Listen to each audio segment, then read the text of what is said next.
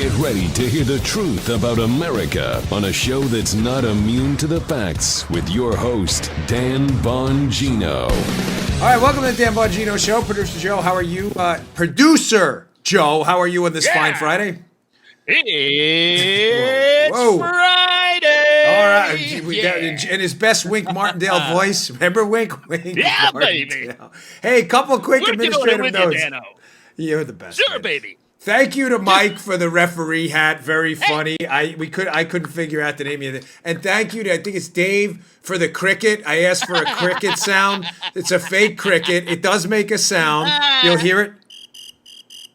So thank you to Dave. You'll probably hear that now throughout the show because every time you move the darn cricket, it makes that noise. But I have the best listeners and viewers in the world. You all are great. I mean that. You mean the world. Yeah, I got it in the mail yesterday. I'm like, is there a cricket in there? Thankfully, it was a fake one. One more note. I, again, with the greatest of respect, ask you to please watch Hannity tonight on Fox at 9 p.m. Eastern. I will be guest hosting after the show. I'll be taking a trip up. I would really appreciate it. You make us number one every time. Please DVR it if you can't make it. Watch it as soon as you can. Means a lot to me. Hannity tonight, Fox. Joe, you watch it too. Please. Okay, Dano. And I've got some big news coming next week as well. All right, let's get to it. Today's show brought to you by buddies at Genucel. This is the choice of the beautiful women in my house, the stunners. We use Genucel in this house. Do you wish that double chin would just disappear? Newsflash, ladies and gentlemen. Oh, yeah. People look at your jawline. It simply tells your age. Here is the famous Robin from Lubbock, Texas. I put Genucel jawline cream on my neck 2 or 3 days ago, Joe. It's the best my neck has looked in 20 years. People told me my face looks young. I'm blown away. We need to get Robin as a guest on the show. Using MDL technology and Chamonix's proprietary base, Genucel's brand new jawline treatment specifically targets the delicate skin around your neck and jaw for tight, healthy, younger looking skin. See results right before your eyes. Or 100% of your money back, no questions asked. The beautiful women in my house love this product. Order now, and the classic Genucel for bags and puffiness is free with your order. And to start seeing results in 12 hours or less, Genucel Immediate Effects is also yours, free, gratis. No double chin, no turkey necks, no sagging jawline because no one needs to know your age. Go to Genucel.com. That's GENUCEL.com and enter Dan25 at checkout. Get your 2 free gifts and free express shipping. Go to Genucel.com. Genucel.com. Enter Dan25 at checkout. That's Genucel.com. Go check it out. All right, let's go.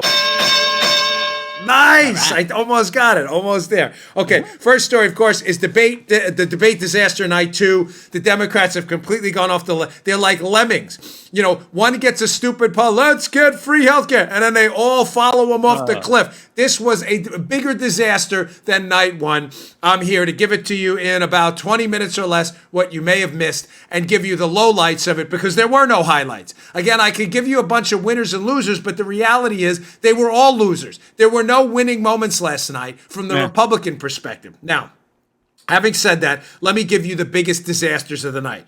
Disaster number 1.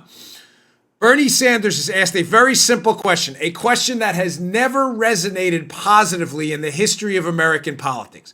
He's asked a very simple question about, will your health care plan raise middle-class America's taxes? Now, Joe, the question about do you want to raise taxes on the rich? I don't buy it. Yeah. But let's be honest, a lot of liberal Democrats and Democrats are like, well, that's not us. Screw the rich people. Let's raise their taxes. That's theirs. Right. Not my line, but that's theirs. The not question about, right, I know it's not yours either because you actually understand basic economics. That's why. So does Paula. But the idea, I think we can both agree, Joe, you become kind of a political analyst after 30 years in political talk radio. Have you, and I'm asking, I mean this seriously, I'm not trying to put you on the spot. It's not a joke.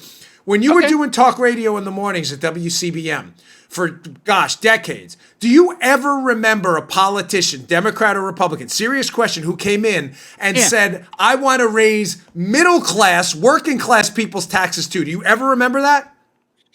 I don't. It might have been one issue in 20 years where somebody said they were going to raise a little bit of taxes, but other than that, it's a very, very unpopular thing to do. So we can both agree that in your 20-year plus sample size, it is only idiots go on the air and say that kind of stuff. Well, Bernie correct. Sanders. Yeah. We're talking about There we idiots. go. So here's Bernie Sanders last night asked about. idiots. He never fails to disappoint. Here's Bernie. Check this out. Will you raise taxes for the middle class in a Sanders administration?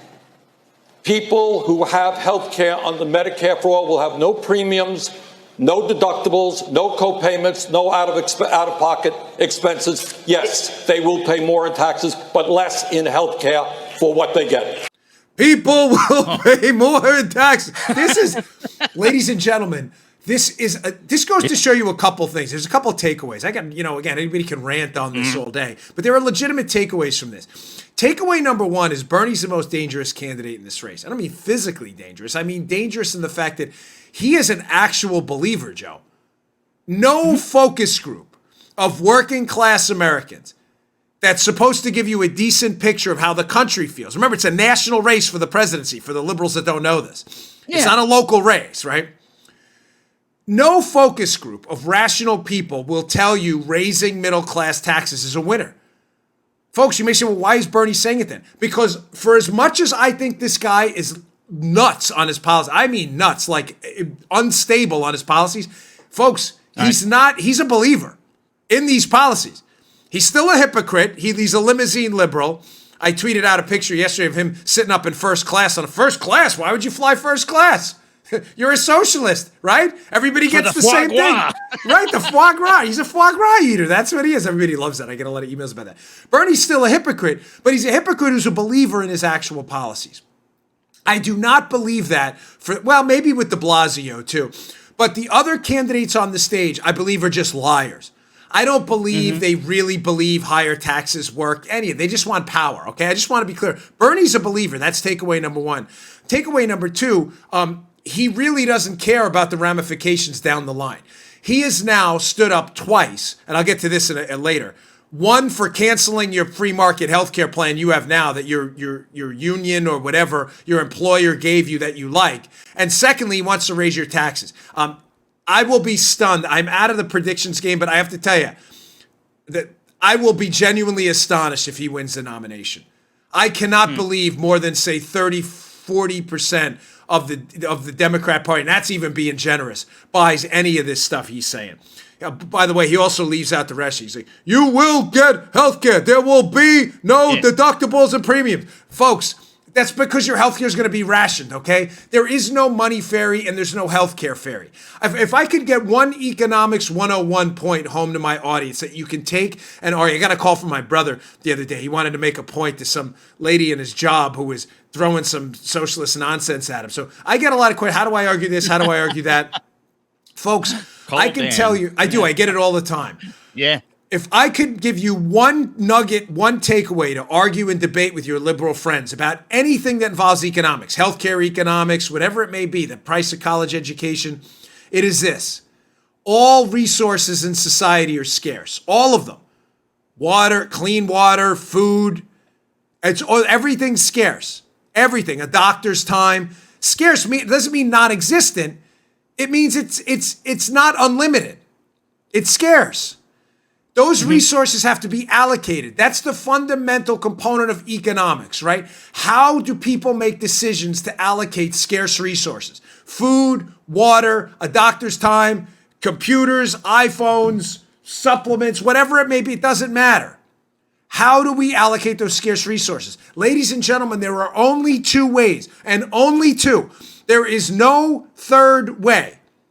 Those ways are to price those resources, i.e. capitalism and free markets, or to ration them, i.e. socialism, government control of the means of production. There is no other way. I say that because if you want to know at a high level, not at the granular level, at a high ideological level, how to argue with your leftist friends about government health care, ask them about what third way are you suggesting? If you're suggesting health care via government paying for it, through your tax money, you're suggesting a rationing system because the pricing system's irrelevant. A pricing system only works when you have a buyer and a seller that agree on the price. When the government gets in the middle and destroys the pricing mechanism by setting it, you inevitably roll into rationing like you have overseas right now in Europe and elsewhere in single-payer systems. It's as simple as that. You can ration it or price it. Bernie does not want to acknowledge it. You will pay lower premiums. Yeah, because the pricing mechanism, you're suggesting throwing it out the window, which means you have to ration it. Delaney said it yesterday, John Delaney, former Republican congressman from Maryland, who I ran against, when he said he had asked all these hospitals in a survey he went to, hey, if you get government prices for your health care, what's going to happen? He's like, we're going to go out of business. Well, why? Right. Because the government prices aren't enough to cover their costs. So they're going to go out of business, which means your health care will be rationed because there won't be enough beds in hospitals to support your health care needs. Folks, I don't mean to spend a lot of time on that. I actually spent about 8 minutes more than I planned on. But this is critical because other people on the stage believe this too, that government intervening in the price mechanism and basically destroying it is going to somehow not lead to rationing. Like there's a third way. There is no third way. There is no money fairy. There is no healthcare fairy. You can price it or you can ration it. It is as simple as that. The world is full of difficult choices. Everybody needs to put their big boy pants on and accept that. Well, the pricing man, it's going to price people out. Folks, that's not the way any of this works. Any of this. Some of the poorest people in America have assets some of the richest people in some third world countries don't have. That's because we have a price system that has enabled people, even at the lower end of the income scale, to buy cellular phones, to buy computers, to have televisions. I'm not suggesting they're living the high life. I'm simply suggesting to you that suggesting a pricing system is going to price people out of a market defies hundreds of years of free market action, not thought. It's ridiculous. Okay, moving on. So the worst moment of the night. And again, trying to view this from a Democratic lens, which is tough because you have to dump like 10, 20, 30 IQ points to do this because the debate was so ridiculous. Free stuff, the money fairy. I don't think there's any question that of all the losers, ranking the losers of the night, Joe Biden, former vice president, man, you saw it. I mean, he just he looked so overwhelmed on that stage. I got to tell you, I didn't really feel bad for him. I'm sorry. I for a second, I was like, cringeworthy moments. Kamala Harris, a Democrat senator from California, decided yesterday to go there. And when I say go there, I mean use the identity politics bludgeon. Folks, I'm using this cut because a common thread on my show, which Joe and I have repeatedly covered over and over, is that the problem with identity politics, basing your policy prescriptions and your political ideology around race, gender, country of origin, religion, and attacks on that. Basically the you're a racist approach. You know, you don't have anything on the policy front to argue with a conservative about. So what do liberals always do? Well, you guys are racist. You're a racist. Hat tip to Tom Maher, God rest his soul. That's all they have. Now, the problem with the identity politics approach, as again, I've discussed here repeatedly, is by its nature, it's inherently cannibalistic. It will eventually eat its own. Why is that? For a couple of reasons. And when I play this clip, you'll see exactly what I mean. Number one, it's worked for them in the past, folks. Listen, it's an awful, horrible, morally and ethically unforgivable thing to do to accuse someone of racism, xenophobia, or misogyny based on nothing more than the fact that you want to win a political debate and that the person you're accusing of that is not guilty of that at all. I mean, think about that. Is there anything worse to call someone, maybe a pedophile? But gosh, to call someone a racist in America today is life-changing. It's over. You could lose your job, your career. I'm talking about people who are not. I mean, listen, sometimes you get people who are idiots and you got to call them out. That's the way it works and you deserve it. But that's not what the left does. 99.9% of the people the liberals do this to are not, in fact, don't have a racist bone in their body. But I've warned you. So number one, it works. It has worked for them in the past. And the temptation when you seek power for people like Kamala Harris, the temptation to want to use it, Joe, is overwhelming. Right? Yeah, she knows. Yeah, I mean, this is a thing in Maryland. It's where it's run by Democrats. I worked in the political system up there in Maryland when I was up there with Joe. Charges of racism are thrown around in Maryland all the time. Yeah. It's almost like it's their go-to, right? Because it works. But secondly, the problem with this is not, the problem is it works. That is the problem. But the second problem is it's inherently cannibalistic because in your effort to seek out new victims of the patriarchy, the male white patriarchy, the very essence of liberal identity politics charges that you are a victim of the male white patriarchy. That's what they go back to every time, this critical theory junk, right? It requires you to constantly seek out new victims. And sometimes those victims' interests are not aligned. And I use the example all the time of the school system in New York, where socialist mayor Bill de Blasio, the worst mayor in the history of New York City, he has these schools up there, Bronx Science and others. They're elite schools. And there's a test to get in. It is an unbiased test of your aptitude and achievement, right? That's the test. Take it, pass it, get in. Simple as that. Well, what happened, Joe? Right. A lot of minority Asian students get into these schools. I don't know. They study hard. I have no idea. I don't know why. I haven't asked them. I haven't interviewed them. Not many black students in comparison, in contrast to the numbers that of Asian students that get in, percentages get in. It's a test. So what happened? De Blasio said, well, we're going to throw the test out and we're going to basically instill a quota system. Again, the interest groups of people the liberals want to paint as victims, the interest groups' interests do not align. The Asian parents were like, wait, I took a fair test for my child and my child took the test, got in. What's the problem? They're going after the administration now. It is inherently cannibalistic because as you search out new victims groups, you're assuming all of their interests align. Let me give you one more quick example. The black community in inner cities. Their interests do not align with groups that support illegal immigration. And they're starting to get a lot of these groups that support black inner city economic development are saying, wait, how does this benefit us to flood our cities with illegal labor, undercutting our wages? The answer is it doesn't. Of course it doesn't. Folks, they will eat each other alive, liberals, by pushing this agenda. Now, proving my point, Kamala Harris knows charges of racism are an effective weapon, but notice what she does here in this cut. She does what I call the G.I. Jane approach. People who don't want to make statements don't make statements about not making statements. That's a line from that movie G.I. Jane when she walks in there. She goes, I don't want to make a statement. Well, then don't make a statement. She says at the beginning of this, I don't want to say, Joe, you're a racist, but basically you're a racist. Here's the cut. On the issue of race, I couldn't agree more that this is an issue that is still not being talked about truthfully and honestly.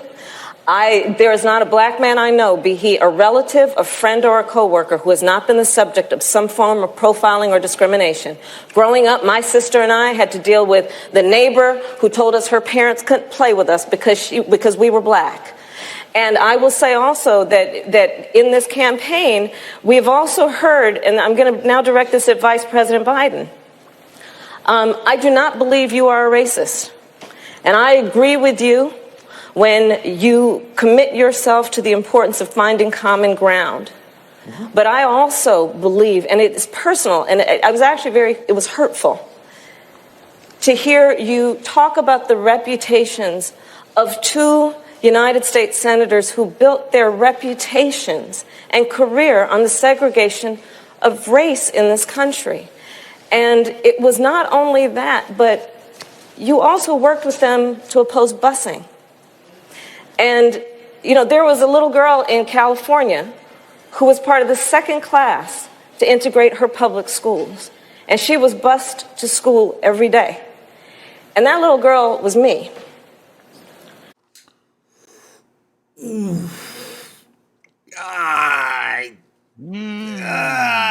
That one's gonna sting, Joe. Joe's like, yeah.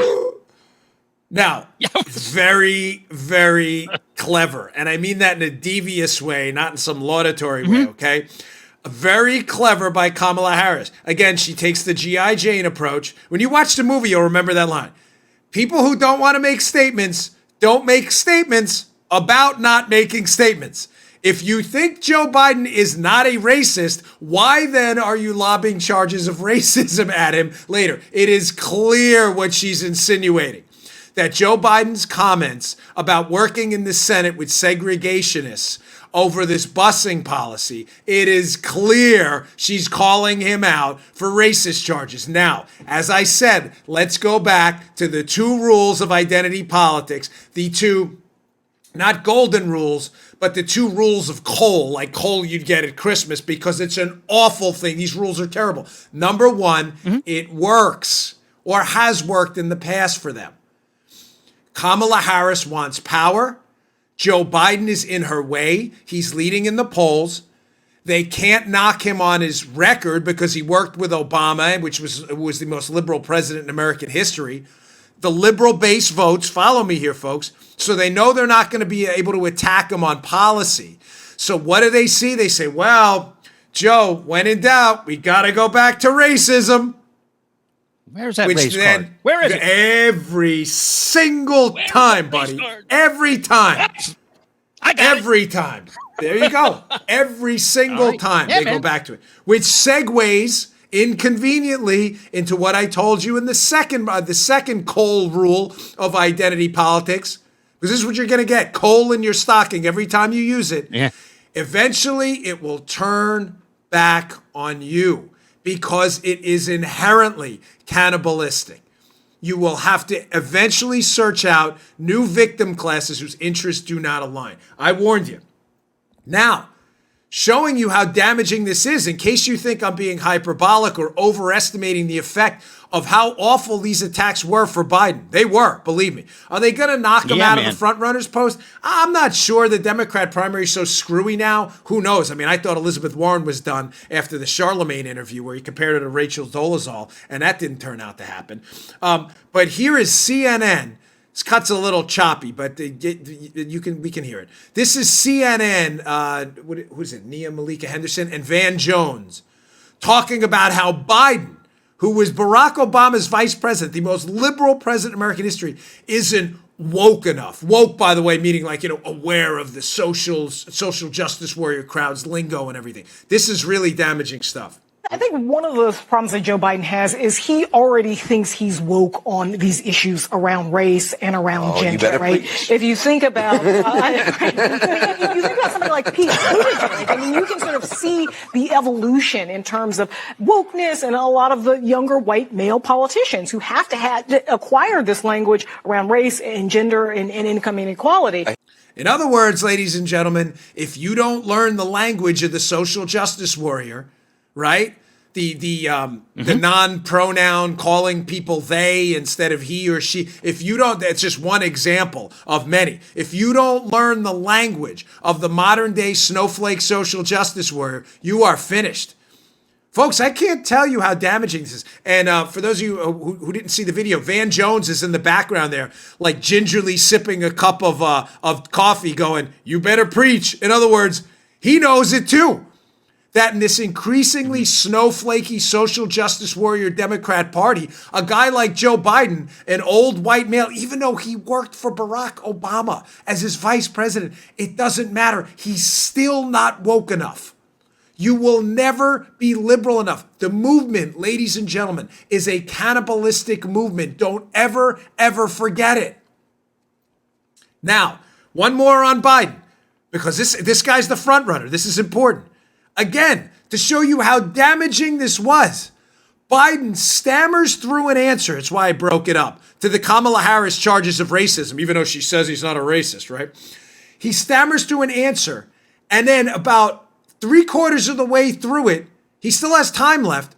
Biden actually cuts himself off in a debate. I've never seen this before because I think he realizes this is really awful and he just better take his toys and go home at this point. Here's his answer. 30 seconds, because I want to bring other people into this. I supported the ERA from the very beginning. I'm the guy that extended the Voting Rights Act for 25 years. We got to the place where we got 98 out of 98 votes in the United States Senate doing it. I've also argued very strongly that we, in fact, deal with the notion of denying people access to the ballot box. I agree that everybody, once they, in fact, they should. Anyway, my time's up. I'm sorry. Thank you, Vice President. I love your sound effects after these. Ooh. What's that movie, right? All you gotta say is, ooh. That's in a movie somewhere. I know I'll get 1,000 emails. I forget. My pop culture references are the worst in American history.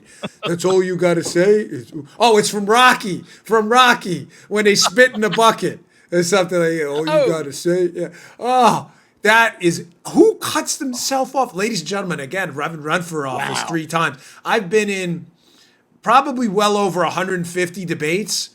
Seriously, I've been in a lot. I mean, one campaign we probably did 30 or 40 alone, just in the first few months.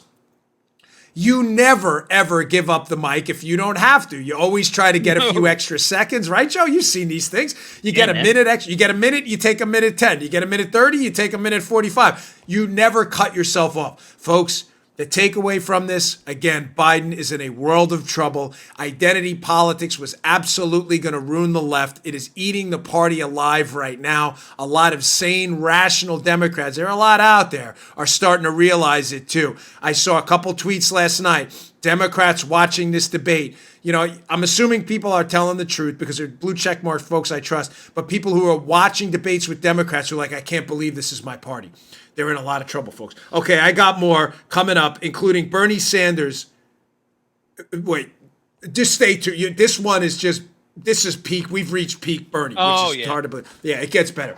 All right, today's show also brought to you by our buddies at Calm and Comfort. This is the best weighted blanket out there. The only problem I have with Calm and Comfort is when I go to a hotel and sleep, I don't have my Calm and Comfort blanket, which really stinks because every night I try to fall asleep. There are days that are really anxious and stress-inducing. I need the Calm and Comfort blanket. It's by Sharper Image. It's the luxurious weighted blanket that helps you relax. You can fall asleep and stay asleep naturally. No need to suffer through another sleepless night. I tried Calm and Comfort by Sharper Image. I love it. The Cool Blanket, which is important down here in Florida when it gets hot. The Cool Blanket by Calm and Comfort combines the comfort of a weighted blanket with cooling viscous fiber technology to give you the best sleep of your life. It applies an even amount of pressure over your body for deep touch pressure stimulation while keeping you cool and comfortable. Ladies and gentlemen, this works. Look it up online. These weighted blankets are like magic. They really, really work. They're excellent. The Cool Blanket by Calm and Comfort features specially designed viscose fibers derived from bamboo. These special cooling fibers draw moisture away from the body, promote airflow to help regulate your overall temperature. It's designed to give you calm and cool, weighted comfort every single night year-round. Like I said, the only problem is I can't take it with me on the road. I'm going to have to ship one off to the hotel. When under the blanket, you experience that feeling of being hugged, which is as soothing for adults as it is for children. It's this biological impulse there. Take relaxation to the next level. Choose a weight recommended for like 7 to 12% of your body weight. They have 15, 20, 25-pound blankets. They'll ship right to you. Kid sizes are available too. Reduce your stress and anxiety at night, folks.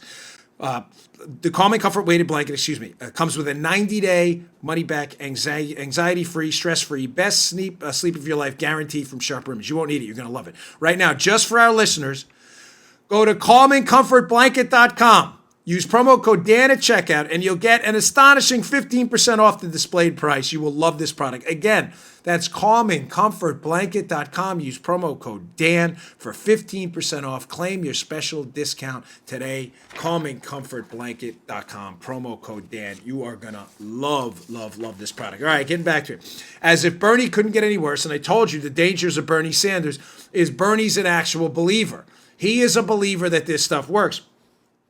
He was asked about his healthcare policy last night and his government takeover of the healthcare system, his rationing system, and his canceling of Medicare and private healthcare. And he asked to double down. He said, well, will this pay for, basically, what will it pay for? Will it pay for abortions and stuff too? He delves off into this arena. This is just a lightning rod for Bernie Sanders. But ladies and gentlemen, he just doesn't care. More evidence Bernie Sanders is a believer. Play the cut. Medicare for all guarantees every woman in this country the right to have an abortion if she wants it. Thank you, Senator. Folks, now, not only are your taxes going to double to pay for Bernie Sanders' pie-in-the-sky, government-controlled, rationed healthcare system, but now, if you happen to be a pro-life advocate like me who supports life, life in the womb, life outside the womb, you will now finance the destruction of life in the womb by money confiscated by you under the threat of force, by the way, by a government Bernie Sanders wants to head. Folks, again, evidence that Bernie Sanders is not even remotely interested in the mainstream of American politics. Bernie Sanders is a far left radical who is an absolute believer. He is, without question, the most dangerous candidate on that stage. Like I said, de Blasio's a believer too, but he's just a buffoon. Did you see de Blasio, by the way? I don't know if you saw the story, Joe. This is how much of an idiot de Blasio is. I live in Florida. South Florida, where I live, has a heavy Cuban population. People who I'm friends with, by the way. My neighbor's one of them. I mean, literally my neighbor. And then a guy I deal with once a week, a friend of mine who I'm not going to say who. These people lived under socialist Cuban tyranny. They've directly experienced the horror. Oh, they know, all right. The horrors of socialism. This socialist idiot, de Blasio, goes and gives a speech in Miami and unbelievably quotes Che Guevara. Remember Che Guevara of La Pared, the wall? Yeah, the murderous Che Guevara, the wall, who used to put Cubans up against the wall and they would kill them. The Miami population was like, did you just quote Che Guevara? He had to issue this extensive apology on Twitter. But again, goes to show you how these two, Sanders and de Blasio, are morons. They actually believe in this stuff. But de Blasio's got no chance because he's such a goof. He's got no shot. Okay, moving on. Again, this far left radical lurch, people were last night, even a lot of moderate Democrats were just blown away by what has happened to the once great party of John F. Kennedy. It is now completely deteriorated into anti-religious, anti-free market animus. Here is the go-to guy of the day, South Bend Mayor Pete Buttigieg, for some bizarre reason, trying to invoke an attack on Christians as a positive. This is bizarre. Play the cut. The Republican Party likes to cloak itself in the language of religion.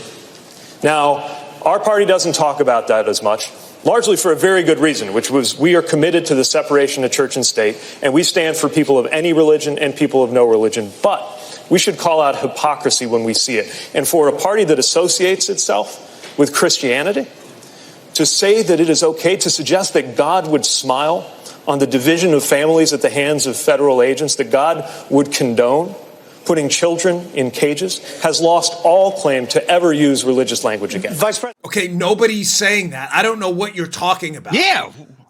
Joe, did you? What the hell is he talking about? You follow the news like I do, looking for cuts. I don't recall. I don't know who he's talking about, suggesting that. No. Jesus Christ or God would I don't recall that quote. I don't know who he's talking about. Nobody's saying that. We're not saying that children that have to be detained because they were separated from people who brought them into the country in a trafficking. What are you, Mayor Pete? This guy's such a knucklehead. It's disappointing. What is your suggestion? This goes to show you this. Render unto Caesar what is Caesar, render unto God what is God's. That's always been the Christian worldview here. There are some government policies that are not good. They're just less bad. What is your suggestion to do with, what do you want to do with kids who are transported illegally by no choice of the United States, by the choice of the migrant? You bring a child here illegally in violation of our law. You are not the child's parent. We don't know who you are. You could be a child trafficker. In many cases, they are. The child then has to be separated from you because we're not going to leave you with a child trafficker. Does Buttigieg not get that? Is this guy that dumb? What would you like us to do? We have to put the children in some kind of facility. You want us to leave them on the street? Take care, kids. See you later. And then as we try to get the kids supplies and toothbrushes and soap, and Donald Trump asks for funding, and we need beds, what do people like Buttigieg and the left do? They protest that too. And then he says, and you cloak it in Christianity and religion. We're not cloaking anything. We're suggesting a sane, rational policy at the border is the humanitarian approach because illegality fosters child trafficking and housing circumstances nobody would be comfortable with for children who we have what's your solution, dude? He doesn't have one. And he talks about religious folks like we're somehow hypocrites. How are we hypocrites? Yeah. We've never changed. We believe in life because we believe in life. We believe every life is a creation of God, my Savior. You don't have to believe in that. I believe in freedom of religion. Render unto Caesar applies to me too. I'm not forcing you to be a Christian. You don't have to be a Christian to listen to the show. It's my personal belief. I do what I can to advocate for the principles of Jesus Christ, and it matters to me. But I don't believe my government should have to hammer you over the head with that. And that's not in the Bible either. I don't know what this guy's talking about. The government are the ones punishing people for their beliefs, not Christians. But again, Buttigieg, just what he thinks he's getting out of that, I have absolutely no idea. Attacking the evangelical and Christian crowd is just candidly bizarre and is really, really stupid politics. All right. Yesterday, I told you a landmine was laid, big time, in debate number one, asking the Democrat candidates on stage, will you cancel Americans' free market healthcare plans they have now? Unbelievably, knucklehead, well, de Blasio is a knucklehead. That's not unbelievable. But unbelievably, Elizabeth Warren yesterday raised her hand and said yes. The question came up again. I'm going to get to that in a second. Last sponsor of the day, because I'm telling you, this is just going to blow up in spectacular fashion for the left. Finally, today's show brought to you by our buddies at U.S. Law Shield. Ladies and gentlemen, if you're a concealed carry permit holder and you carry a firearm, do not carry naked. Without U.S. Law Shield, you are doing yourself a big disservice. There are so many pitfalls out there for legal firearm owners. God forbid you were involved in a self-defense incident. You have no idea. I have seen case upon case of this, of federal agents and cop friends of mine involved in these incidents who were sued and other things later and were left, some of them were left, had to go out and get these, find these services later. U.S. Law Shield is a pretty unique company because they not only defend firearm owners who are forced to use their firearms to protect themselves or their loved ones, they provide educational tools and training to empower you before these incidents happen as a law-abiding firearm owner. It's worth every penny. They created a special website for my listeners, uslawshield.com/Dan, where you can get their 5 Defender reports worth $100 absolutely free. This is must-read material. Coming from a law enforcement background, I can tell you this information is vital and necessary.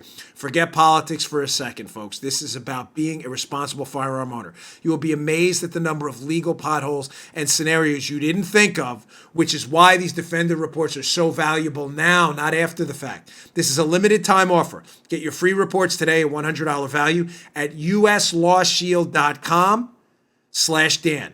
Again, that's uslawshield.com/Dan. Go check it out today. Don't carry naked. uslawshield.com/Dan. Okay. So again, they asked the question, who's going to cancel the insurance of tens of millions of Americans who actually enjoy their health insurance policies now? The landmine was set. NBC dropped it. And here's the answer to last night's question. Let's talk about health care, and this is going to be a show of hands question. We asked a question about health care last night that spurred a lot of discussion, as you know. We're going to do it again now. Many people watching at home have health insurance of their employer. Who here would abolish their health insurance in favor of a government-run plan? All right. Sorry about the hiccup. That's not on Producer Joe. That's on me. That's the one I sent over. I was rushing to get all these cuts over this morning to give you the best show out there. I can't believe it. Who raised their hands, of course? If you didn't see it, it was Kamala Harris and Bernie Sanders. Now, again, Bernie's not surprising because Bernie's a believer. No. But Kamala Harris is not, she is flipped on this. Initially, she gave an interview right after she announced. Forgive me, I think it was on CNN. I'd play it, but I don't know. I want to just sum it up quickly. And she was asked, do you want to cancel private insurance? She said yes. And then a day later, she backtracked that. Now she's back again to wanting to cancel private insurance. Ladies and gentlemen, these ads write themselves. Think about this. Hat tip to Tucker Carlson, who made this point last night on his show on Fox, which I'll be on tonight for my news explosion at the end before I fill in for Hannity. So make sure you watch both shows. Tucker Carlson said last night, think about this, Joe. Union workers in the United States are largely Democrat. Largely, maybe, 60% or so. You're seeing a lot transfer over onto the Trump train now. But having said that, it's not unreasonable to say the majority of union workers in America probably vote Democrat. How do you feel, and I'm directing this to you, if you are a worker in the IBEW, whatever, Local 25 in Long Island, whatever it may be, I only bring up the electricians union or a plumbers union somewhere, your union has lobbied for a specific healthcare benefits package that you like. The satisfaction in unions with their healthcare plans is typically pretty high. Data matters, folks, right? You've lobbied for these benefits for you, your kids, your family. You work for a living. Listen, I always said I'm not anti-union. I'm just anti-monopolies. You should be free to join a union. I just think you should be forced to. But I'm absolutely, anyone who tells you I'm anti-union is not, it's absolute nonsense. You are lying. That is absolutely not true. I grew up in a union household. My brother's a union worker now. He likes it.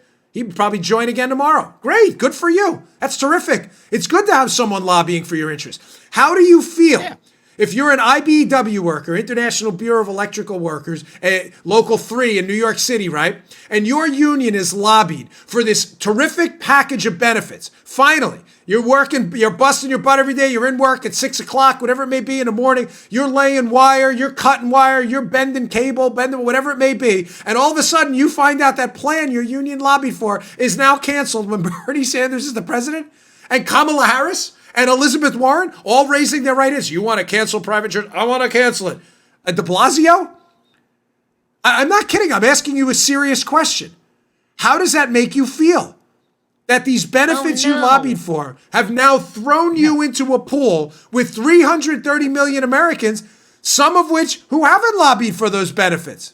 Now you're on a government-rationed waiting line. Meanwhile, you had a great doctor. Your kids had good dental, eye coverage. You had good cancer care. God forbid you're sick or someone in your family household. All of that's canceled now. Folks, again, how is this an electoral winner in the general election? It's so dumb that the candidates on stage, who I think have a better strategic sense of the long game rather than the short game. Did you notice there was only 2 of them who raised their hand? There were 10 candidates on stage. Biden didn't raise his hand. No one else. Who else was up there? You had Bennett, the senator from Colorado. You even had that author who gave that bizarre closing statement about, like, we're going to fix the world with love, Marianne Williams. That was crazy. By the way, she put me on her email list somehow. I had to spam that thing. Like, I don't want to be on your email list. Total side note there. But these other candidates on stage get it. This is a loser, a total loser. And I only highlight unions not to be because we're going to have a free market healthcare plan too. I don't even know what we have anymore. But I don't want my plan canceled either. I single out unions because they donate to Democrats, largely. I'm just asking you to understand there's a ramification to your decision. That ramification is what you lobbied for is going to be thrown in the garbage. Okay.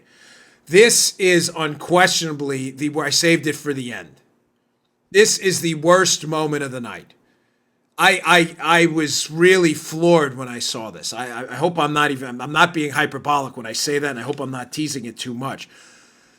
The question was asked by the NBC moderators about offering health care, free taxpayer, U.S. taxpayer funded, your money, health care, to people in the country illegally, meaning basically the entire globe now has billions of people will now be able to stake claim to health care in the United States. Think about what they're saying, because I don't want you to be in any way misled about what this question means, because we do facts and data here, unlike the Democrats.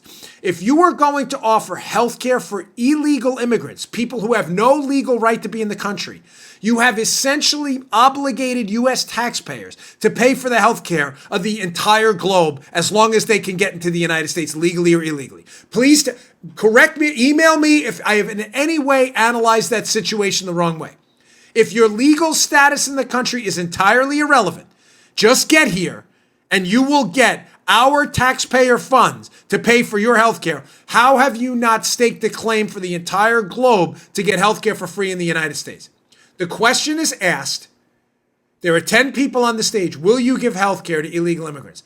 I thought to myself, no way you're going to get more than 2-3 people raise their hand. I was absolutely wrong. Play the cut. Raise your hand if your government plan would provide coverage for undocumented immigrants. Okay, ladies and gentlemen, of note, every single candidate on the stage raised their right hand. Every single one of them. This has gone nuclear. By the way, I have great show notes today on this at Bongino.com. A bunch of really terrific articles about this kind of stuff and a debate coverage. I really like you to check them out, including one I hate to give links to Politico, but a Politico piece about John Roberts today. I mean, the show notes too. But please check out the show notes today at Bongino.com, folks. They are getting filleted over this today. I can't even tell you how bad this is going to be. So let's sum up how awful yesterday was. As Milton Friedman, one of my heroes, God rest his soul, has always said, you cannot have open borders and a welfare state because the entire world can stake a claim to U.S. taxpayer benefits. We now know that is the official stance of multiple candidates running for the presidency in the United States. Julian Castro advocated on night one to wipe clean our borders, to essentially decriminalize crossing the border illegally. It happened. You can check the tape yourself. Of course, he changed his prior position, as we stated on yesterday's show, but that doesn't matter. They're all flip-floppers anyway.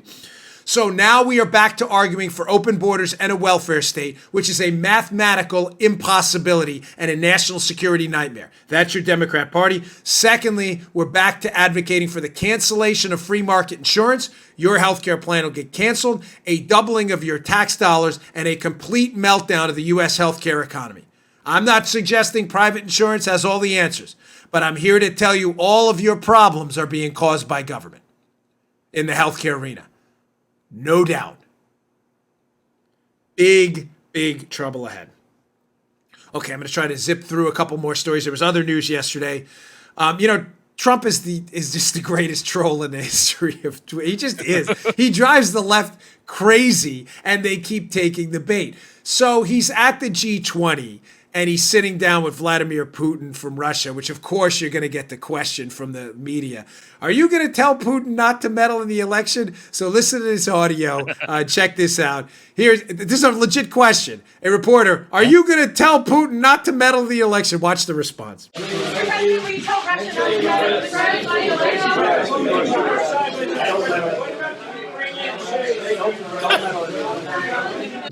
I know the audio's tough. For those of you who missed the video, I'll just walk you through it. They're sitting next to each other about 3 or 4 feet apart. And Trump, he just turns, he looks over, he gives a hand, hey, don't meddle. Don't meddle. In other words, like, you guys are such dopes. Like, this is where the policy is going to be enforced at a little mini bilateral meeting where he's with Putin. This is where it's all going to happen. So you're going to tell him not to meddle? Yeah, don't meddle. That's like classic Trump. Only Trump would do that. Anything he's done, by the way, including expanding Magnitsky, trying to defeat the Nord Stream 2 pipeline, taking out those Russian mercs over there on the battlefield. None of that stuff matters. The liberals think the press question at this little mini bilat photo op, this is gonna solve it all, Joe. So he just trolls them, of course. You're gonna tell Putin not to meddle? Yeah, don't meddle. I know the audio was a little tough, but it's so many people talking, but it's worth your time. Listen to it anyway. Okay, let's see what else we got here. You know what? Let's go to this story next. It's important. We've been talking about big tech tyranny and all these problems with the suppressing of conservative thought throughout these social media forums and these video companies, which is really driving a lot of conservatives crazy. But I think proving the point I'm making, folks, that we're not getting through to Google and Facebook and Twitter and others. We're not. Unbelievably, Twitter, Jack Dorsey, who runs Twitter, announced yesterday on Twitter that they have a new policy. So just in case you think we're like making any progress against these social media companies, you're wrong. They just don't care. And I'll have some news on this hopefully next week. I'll give you some more information. So tune in to next week's shows. I got some good stuff for you. Here's a story at the Daily Caller. I saw this yesterday as I was leaving the gym. Twitter's new policy now. Twitter lays the groundwork for potentially downranking some of Trump's tweets by Chris White, their tech reporter. I have the article in the show notes. Please read it. It's short, it's sweet, but you need to know what they're going to do in the details of it. From the piece, they're actually pretty fascinating what they plan on doing. They plan on putting a type of warning label in front of verified political candidates and officials with more than 100,000 viewers, Twitter noted in a blog post. This is from the piece. Users who want to view the flag content must click on a screen that says Twitter's rules against abusive behavior apply to this tweet. Algorithms will then begin deprioritizing labeled tweets, the company said. Folks, here's what's going to happen. Make no mistake. Again, we're not getting through to these companies at all. At all. They keep doubling down on stupid. What they're going to do is, if they think a tweet is abusive, which I promise you is going to apply overwhelmingly to conservatives, you are going to get this warning label, and you're going to have to click through the warning label to read the tweet. Joe, is anybody going to do that? No, they're not going to do it, which basically renders the tweet censored and irrelevant. Folks, I promise you, this is a rule that is going to, a rule, I say rule because it's not really a rule. It's a policy to, what they're going to do is they're going to dump Trump's tweets. Now, again, from a strategic perspective, Twitter is managing to alienate, along with Google and others, unbelievably, the population of libertarian conservatives like me who have actually defended them. I am losing my patience, and so are even a lot of my libertarian friends with these companies. I can't, out of principle, advocate for government regulation. I just can't, because the government's even worse. But it is amazing how Twitter continues to poke the bear, insistent that there will be no long-term consequences. I've seen Parler making some waves. There have been other social media companies out there. Folks, it's only a matter of time. I'm telling you, and to smile a little bit when I tell you this. I am absolutely sure. Again, I'm out of the predictions. This is not a prediction because I'm so sure it's going to happen. That's kind of a prediction. But I'm positive. Paul is laughing. It is only a matter of time. Only a matter of when, not if, before these companies' market share is entirely decimated by competitors who don't do this stuff to conservatives that Twitter and other social media companies are doing. It is only a matter of time, ladies and gentlemen. I promise you, before a competitor absolutely levels these companies. All right. This is important. Please don't go anywhere. Yesterday, the Supreme Court was. I didn't get a lot of time to cover it because it was breaking news in the middle of the show. If you missed yesterday's show, please watch it. I gave some commentary on them, but we had to break in. It's kind of a live-to-tape show. But there were some rulings yesterday, and folks, here's the big takeaway at the Supreme Court. This is it gives me no pleasure in telling this. We have entirely lost John Roberts. We do not. Stop saying we have a conservative majority on the court. It is entirely, completely, 100% inaccurate. John Roberts is the new Anthony Kennedy. He is a swing vote who leans left. He is not a conservative anymore. John Roberts, the Chief Justice appointed by George W. Bush, is clearly on the solid liberal side of the camp on issues that matter often. He is easily intimidated, John Roberts. He must read the Washington Post or New York Times opinion columns. They know this.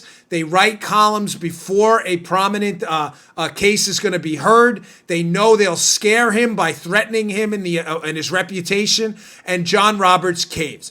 It is days like today where you should really be thankful for people like Alito, Thomas, and Gorsuch, because they're three rock stars. Clarence Thomas has just been, I don't know what we're going to do without him. He's a rock on every single case, a rock. Roberts is the worst. I saw a tweet by Matt Schlapp from the American Conservative Union. We should impeach Roberts. I got to tell you, there's a part of me going, that's not a bad idea. He is awful. Awful. What happened? Not only is he awful, he's inconsistent. Now, Roberts, saved Obamacare. John Roberts voted for the Obama administration to save Obamacare in the worst decision in the Supreme Court's modern Obama-Trump era history. The worst decision, no question about it. But yesterday, he's not even ideologically consistent. Even Politico is starting to understand the damage this guy's Politico, of all places, to the conservative movement. This is the article I have in the show notes by Josh Gerstein. Read it. I'm not a big fan of Politico, but it's worth your time. They actually mentioned me in the piece. That's not why I put it up there, but it's a good piece.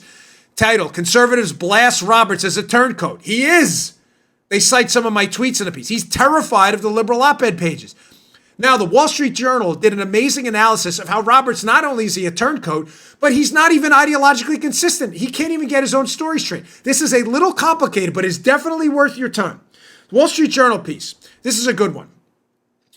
They point out how the piece is called The Contradictions of John Roberts by their editorial board. I'm going to read it, and then I'm going to explain it to you. Please don't go anywhere. This is important. Quote, It's hard to reconcile Chief Justice Roberts' opinion on the citizenship question, which is with his Auer decision earlier this week. On one hand, he wants to defer to regulators on matters of legal interpretation that are purview of the courts. But on the other hand, he wants to micromanage the motives of agencies when there is no cause for judicial review. What happened? What does that mean? I know that's a little complicated.